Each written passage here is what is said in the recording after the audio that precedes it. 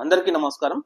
నంబియా భద్రతా సూచిక తన 147 దేశాలతో తన గణాంకాలను వెల్లడించింది. సో నంబియా భద్రత అంటే ఏ దేశంలో ఎక్కువగా భద్రత ఉంటుంది, ఏ దేశంలో ప్రజలు భయపడకుండా రోడ్ల మీద తిరుగుతున్నారు, ఏ దేశంలో క్రైమ్ రేటు చాలా తక్కువగా ఉంటుంది. సో ఇట్లాంటి అంశాలను పరిగణలోకి తీసుకొని ఏ దేశం అత్యంత సేఫ్టీ గల దేశం అని చెప్పి ఈ నంబియా సూచిక తన గణాంకాలను వెల్లడిస్తుంది. సో ఇప్పుడు కూడా ఈ గణాంకాల ప్రకారం నంబియా సూచిక గణాంకాల ప్రకారం అండోరా దేశం అంటే ఇది ముఖ్యంగా ఫ్రాన్స్ మరియు స్పెయిన్ మధ్యలో కొన్ని పర్వతాల మధ్యలో ఈ చిన్న దేశం ఉంటుంది. ఈ అండోరా దేశం అనేది ప్రపంచంలోనే అత్యంత సేఫ్టీ దేశం అని చెప్పి నంబియా సూచిక వెల్లడిస్తుంది. సో మరి రెండో స్థానంలో యుఏఈ, మూడో స్థానంలో ఖతారు, నాలుగో స్థానంలో తైవాన్ ఉండడం అనేది చాలా విశేషం అని చెప్పాలి.